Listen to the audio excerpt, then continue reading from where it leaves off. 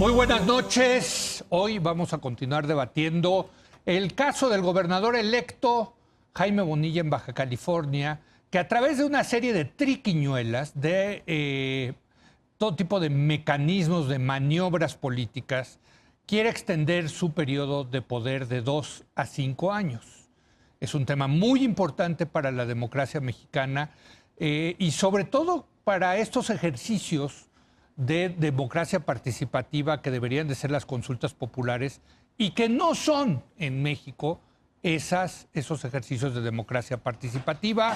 Lo que vimos el fin de semana fue otra vez una consulta patito, un ejercicio de pena ajena, en donde supuestamente le preguntan al pueblo, en este caso con una pregunta completamente sesgada, donde votaron 1.6% el padrón de Baja California. En fin, hay muchas cosas que debatir. Me da mucho gusto recibir, como todos los miércoles, a Denise Dresser. Denise, buenas noches. Hola, buenas noches. El señor Magluf Pablo, ¿cómo estás? Muy buenas noches. Y el señor Arriagada Mario, ¿cómo estás? Muy buenas noches. Buenas noches. Empecemos contigo. No hay manera de defender al señor Bonilla, ¿o sí? Yo creo que no hay manera de defenderlo Okay. y creo que no estoy solo. El consenso es enorme de los poderes federales electorales, del tribunal y también del Instituto Nacional Electoral, donde tanto el consejero Ciro Murayama como Lorenzo Córdoba se han manifestado en contra de esta operación política que se ha hecho para tratar de voltear una elección que dio un mandato popular muy claro por 2 años. Y están ya los documentos que circuló Ciro Murayama, pero basta googlear aquella convocatoria a la elección que se hizo para esta elección de 2019, donde claramente en uno de los párrafos dice 2 años. No hay manera de decir, es que a mí me dijeron que eran 5, como dice el señor Bonilla. Es realmente absurdo. Después habrá habido ciertas presiones para ya entrada a la carrera. Alguien me dijo. Hay videos incluso de él mismo diciendo...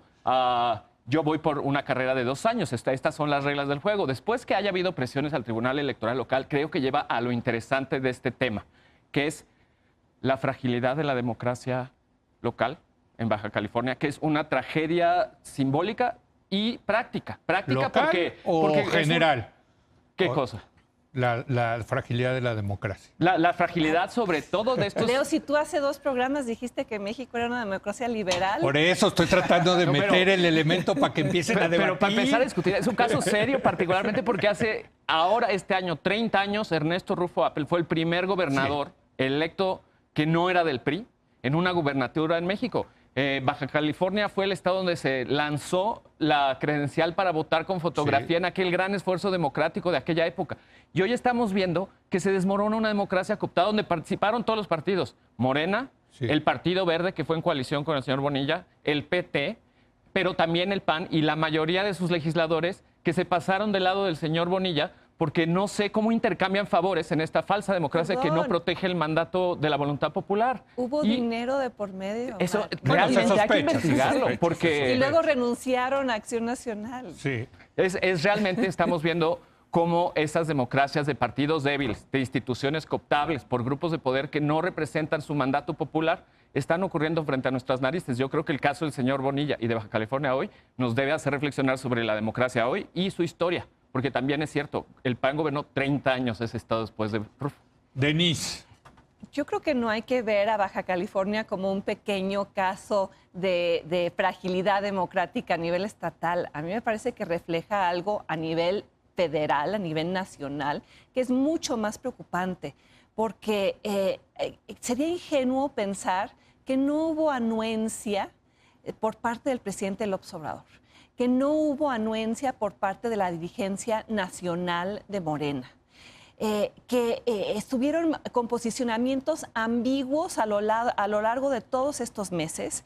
Es difícil pensar que un presidente que micromaneja la política del país al grado de decidir quién viaja, al grado de nombrar delegados federales, hacer consultas a mano alzada en estados para terminar con obras, no se haya involucrado en este caso. A mí sí me parece... Tú dices que trae la bendición, Jaime Bonilla, de Andrés Manuel López Obrador. Yo creo que fue un ejercicio probeta. El experimento de ver, pues, hasta dónde enfrentamos resistencia. Okay. Y lo que han hecho en Baja California es un peligroso manoseo de la ley que contradice todos los argumentos de superioridad moral, de somos diferentes, a los que Morena y el presidente siempre recurren, porque el Congreso se arrogó atribuciones que no le corresponden. Sí, de la mano de los panistas, pero la iniciativa fue una propuesta morenista. Al organizar una consulta como se hizo y como se han hecho múltiples sobre la cancelación del aeropuerto, sobre los proyectos, etcétera, Morena actúa de una manera marrullera. Sabemos que esas consultas no tienen viabilidad legal. Consultas. No, son auscultaciones políticas para validar un resultado predeterminado que Morena quiere. Totalmente. Y recuerdo que recordemos que el sábado el presidente López Obrador tuiteó sobre este caso y dijo que ahora había democracia, ahora había Estado de Derecho y que por eso la Suprema Corte iba a intervenir en esta controversia. Perdón, no hay controversia, no hubiera habido controversia si hubieran respetado la ley. No sería necesaria la intervención de la Corte si Morena no hubiera permitido, si el presidente no hubiera permitido que esto llegara hasta donde llegó. Y el presidente es un político que manda siempre y maneja bien los símbolos. ¿Qué te parece que haya estado el domingo en Baja California durante el día de la consulta? A ver, el presidente es un político muy hábil. Sí. Yo creo que magistral en su uso de la simbología y en sus mensajes encontrados y en sus posicionamientos. Ahora ya se da cuenta que hay una gran oposición social y política a lo que está ocurriendo en Baja California y empieza a manifestarse de una manera más crítica cuando no lo hizo al principio. Y el haber ido, pues... Si esto sale adelante, pues ya le dio un espaldarazo político a Bonilla. Si sale mal, puede decir, ay, hice todo lo que pude, mi cuate, pero pues ni modo, la Corte te frenó. Perdimos, compadre. Pablo. Sí, yo creo que es un ensayo autoritario, justo porque la democracia es débil por antonomasia y que el poder es expansivo por naturaleza, es que siempre hay hombres dispuestos a destruirla. Y nunca se puede descansar. Ya habíamos tocado este tema antes y referí el fabuloso reportaje de Álvaro Vargas Llosa en el incipiente chavismo en la Venezuela de principios del año 2001, el frenesí del alicate y la charola, donde acuña un término que se conoce ahora como la técnica del alicate. Y son estos ensayos de empezar a apretar las tuercas de la sociedad, a ver hasta dónde resiste, qué se permite y qué no. Y le da una muy buena idea al poder que avanza como agua en los recovecos para ver por dónde. Entonces, a mí me parece que esto funciona así. Ignoro si fue premeditadamente un ensayo autoritario, o un simple impulso de la naturaleza del régimen, pero da lo mismo, porque si funciona, el régimen aprende por dónde va la cosa.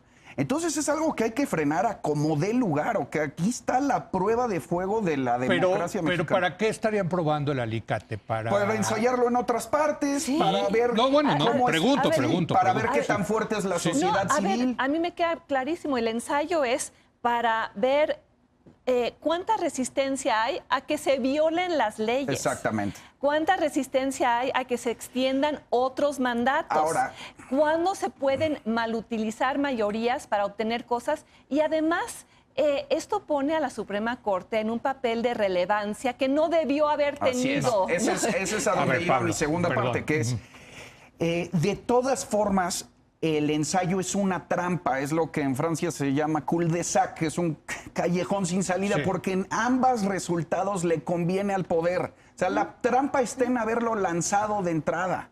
Pero gana López Obrador. Si se rechaza, como dice bien Denise, pues se hace pasar como el gran demócrata, que la división de poderes está intacta, que la Corte es independiente, mire, ¿no? Y en cambio, si pasa, pues ya tiene un precedente de que la sociedad no resistió a este golpe abiertamente autoritario. Entonces, a mí me parece gravísimo. Mario. Yo suelo ver en la división al interior de los partidos malas noticias. En este caso veo buenas noticias en que esté dividido por lo menos Morena y también el PAN. El PAN hizo un juicio político a aquellos legisladores que votaron a favor de cambiar la Constitución en Baja California. Morena está dividido entre J. Cole, que realmente no entiendo cómo no tomó otra postura en este caso desde el principio, porque más que responsabilidad de López Obrador, en términos de que, bueno, a él siendo el presidente, hay otras antes instancias que toca, desde fiscalía si es que hubo corrupción, hasta tribunales electorales, pasando obviamente por la Suprema Corte y en todo caso secretario de Gobernación por la cosa política que podrían haber hecho para prevenir y no llegar hasta acá.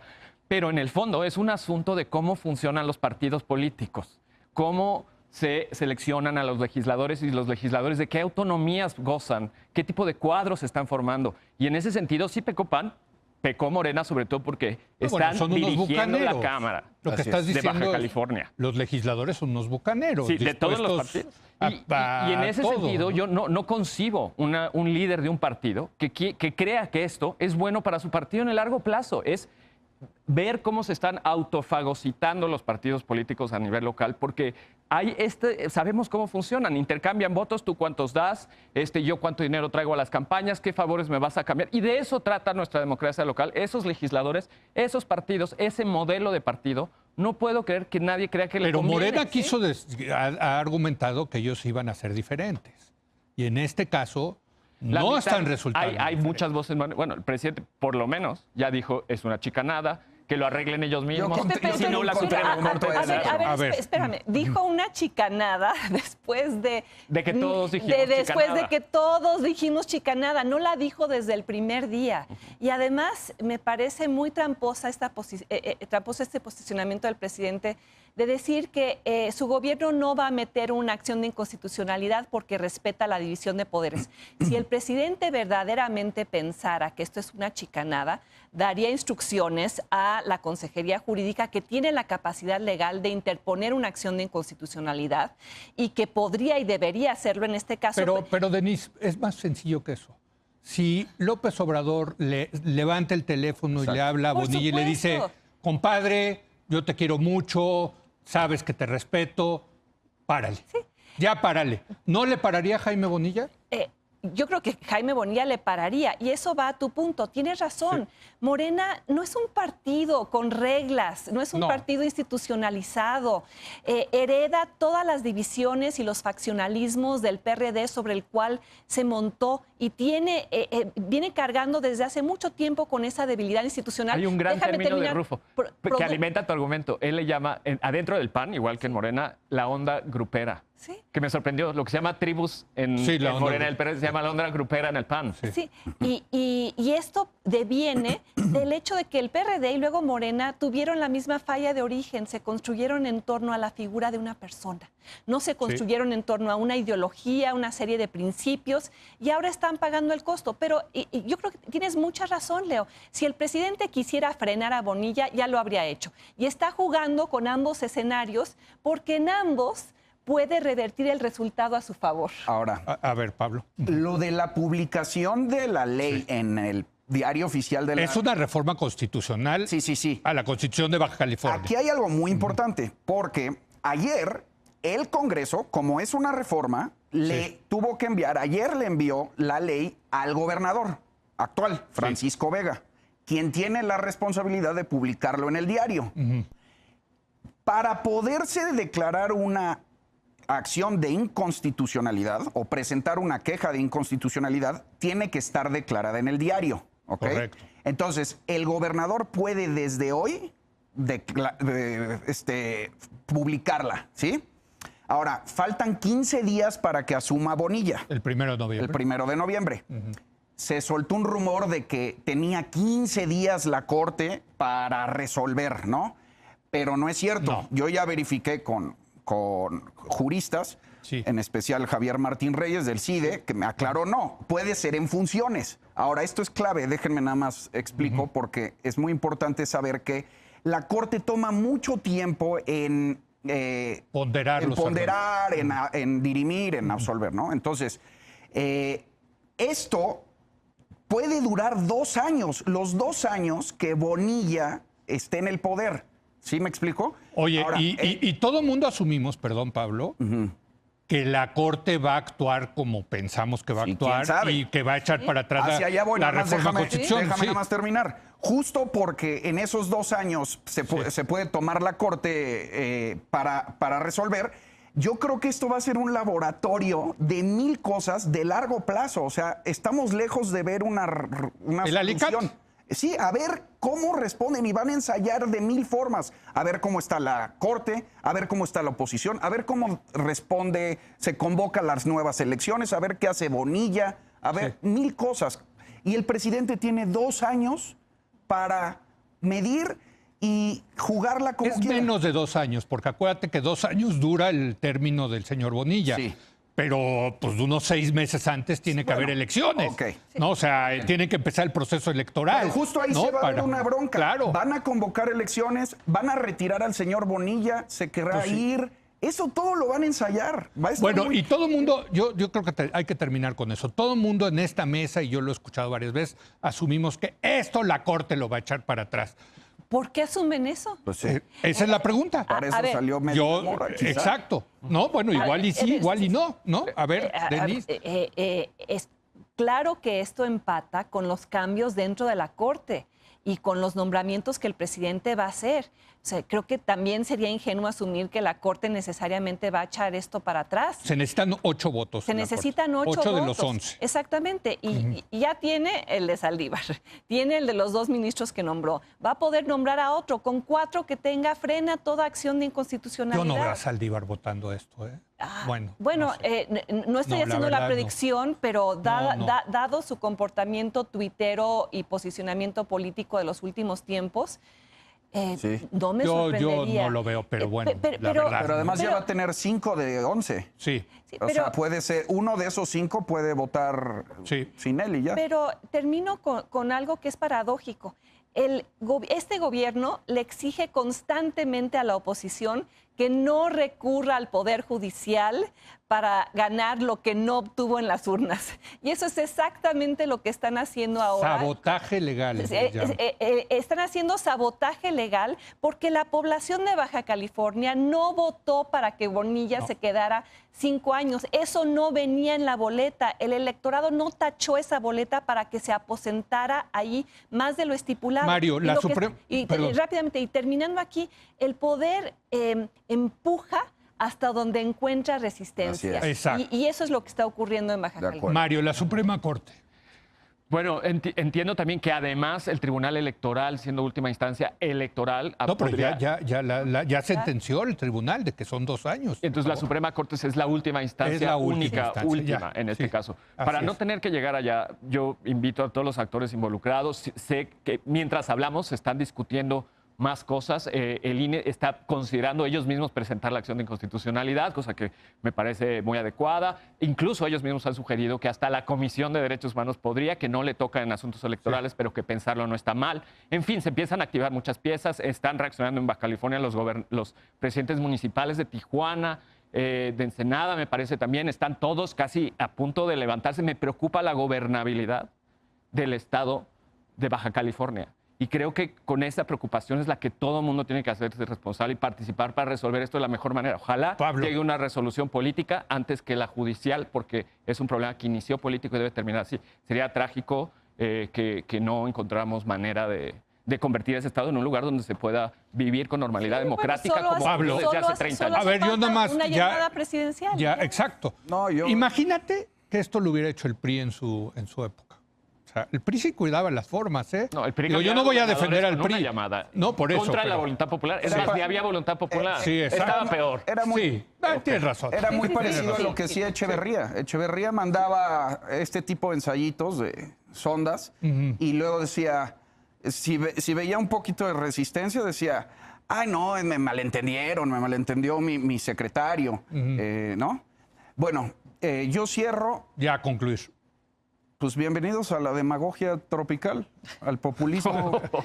Así de Esa plano. podría ser la conclusión de casi cualquiera. Ese es el tipo de cosas que vamos a ver de aquí en adelante.